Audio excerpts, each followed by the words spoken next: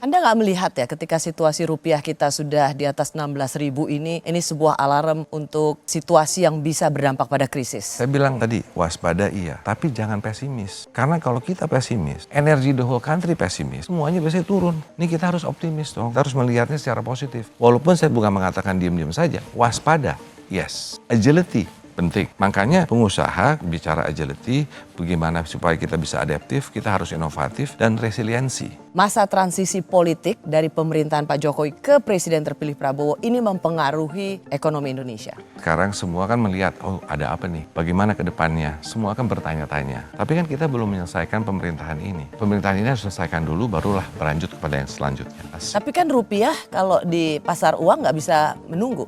Betul, betul sekali. Tim asistensi daripada Pak Prabowo bertemu dengan pemerintah. Itu kan persiapan. Sebenarnya it's a good signal menurut saya. Ringgit dijangka mengukuh berbanding rupiah. In fact, kalau kita tengok minggu ini sahaja, ringgit telah mengukuh hampir 1% kalau dibandingkan dengan rupiah. Tapi kenapa ini berlaku? So, susulan daripada keputusan Bank Indonesia untuk kurangkan kadar faedah sebanyak 25 pips. Antara impak yang mungkin berlaku adalah nombor satu, ringgit akan mengukuh lagi berbanding dengan rupiah. Dan nombor dua, pasaran saham di Malaysia dijangka akan improve. Dan antara sebab ini berlaku adalah pelabur dari Indonesia akan cari tempat lain untuk melabur duit mereka. Sedar tak sedar, ringgit Malaysia sedang mengukuh sekarang. Compare dengan bulan Julai hari tu, 1 US dollar bersamaan dengan 4.71 ringgit, sekarang hanya tinggal 4.2. Dah jatuh 50 sen. Banyak tu. Ada yang kata US dollar yang tengah lemah, sebab itulah ringgit boleh naik. Tapi saya tak berapa nak setuju. Sebab kalau korang bandingkan currency ringgit ni dengan currency-currency yang lain, jelas nampak yang ringgit sedang meningkat, sedang mengukuh. Ini compare dengan Singapore dollar. Nampak ni, tengah turun ni. Kan? Kalau ada orang Malaysia yang kerja Singapore, mungkin dia tengah frustrate sekarang ni.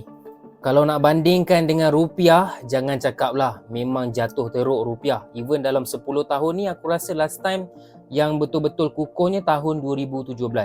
Okey, sekarang ringgit memang sedang menguat.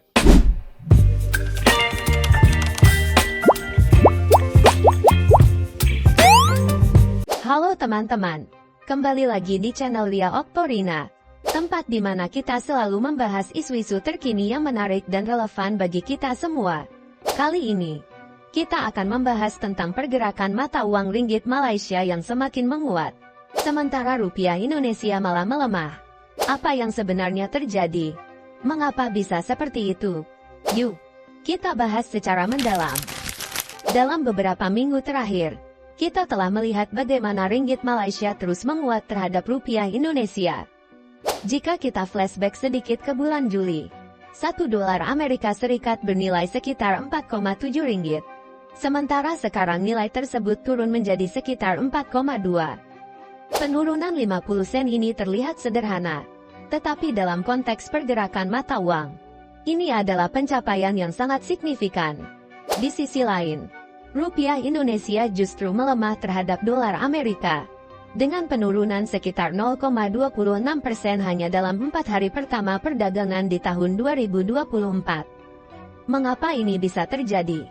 Salah satu faktor utamanya adalah keputusan Bank Indonesia untuk menurunkan suku bunga sebesar 25 basis poin. Langkah ini, meskipun bertujuan untuk merangsang pertumbuhan ekonomi domestik, justru membuat investor asing cenderung mengalihkan modal mereka ke tempat yang lebih menguntungkan, seperti Malaysia. Dengan demikian, permintaan terhadap ringgit Malaysia meningkat, sementara rupiah kehilangan sebagian daya tariknya. Saat kita membandingkan ringgit dengan mata uang lain di kawasan, termasuk dolar Singapura, terlihat jelas bahwa ringgit sedang dalam tren penguatan. Penguatan ini tidak hanya disebabkan oleh melemahnya dolar Amerika, tetapi juga didorong oleh berbagai faktor domestik di Malaysia. Beberapa analis bahkan memperkirakan bahwa ringgit akan terus menguat, dengan dukungan psikologis yang kuat pada level 4,2 per dolar Amerika.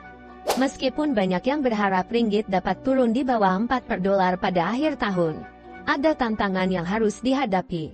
Salah satu tantangan tersebut adalah Support kuat pada level 4,2 yang membuat pergerakan ringgit tetap stabil dalam jangka waktu tertentu. Jika kita melihat sejarah rupiah, dalam 10 tahun terakhir, tahun 2017 mungkin adalah momen terakhir di mana rupiah benar-benar menguat dengan signifikan. Namun, sejak saat itu, rupiah terus menghadapi tekanan, terutama dari faktor eksternal seperti aliran modal asing yang tidak stabil dan masalah devisa yang seringkali tidak bertahan lama di Indonesia. Padahal, sektor manufaktur di Indonesia menunjukkan peningkatan yang menjanjikan di akhir tahun 2024. Tetapi sayangnya hal ini belum cukup untuk mendorong rupiah ke level yang lebih kuat. Di sisi lain, Malaysia telah berhasil menarik lebih banyak investasi asing berkat kebijakan pemerintah yang mulai mencabut subsidi dan mendorong perusahaan terkait negara untuk mengonversi pendapatan luar negeri mereka. Langkah-langkah ini telah membantu Malaysia untuk memperkecil defisit negara dan menstabilkan ringgit setelah mengalami depresiasi selama beberapa tahun terakhir. Dalam beberapa bulan terakhir, ringgit mencapai level tertinggi dalam 9 tahun, dengan kenaikan terbesar sejak Oktober 2015. Ini merupakan tanda bahwa ekonomi Malaysia berada di jalur yang optimis.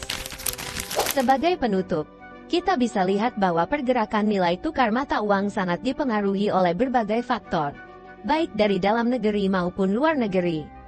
Ketika satu mata uang menguat, tidak berarti mata uang lain harus selalu melemah. Ada banyak faktor yang berperan, mulai dari kebijakan moneter hingga kepercayaan investor. Penting bagi kita untuk tidak memperuncing perdebatan tentang siapa yang lebih unggul dalam hal ekonomi atau mata uang. Sebagai tetangga, Indonesia dan Malaysia seharusnya saling mendukung dan menghargai setiap kebijakan yang diambil masing-masing negara. Kita semua ingin yang terbaik bagi negara kita. Tetapi di saat yang sama, kita juga harus menghormati keputusan dan jalan yang diambil oleh negara lain. Mari kita jadikan isu ini sebagai pembelajaran bahwa penting untuk tetap bijak dalam memahami ekonomi global dan tidak saling menyalahkan. Pada akhirnya, kita semua punya tujuan yang sama, yaitu kesejahteraan masyarakat kita. Jadi, mari kita saling menghormati dan terus mendukung satu sama lain sebagai bagian dari komunitas ASEAN yang lebih besar. Terima kasih sudah menonton video kali ini. Jangan lupa untuk like, komen, dan subscribe supaya kalian tidak ketinggalan informasi menarik lainnya. Sampai jumpa di video berikutnya, hanya di channel Lia Oktorina. Baby, you give me ice and fire. You're giving me wind and rain. You're some kind of butterfly.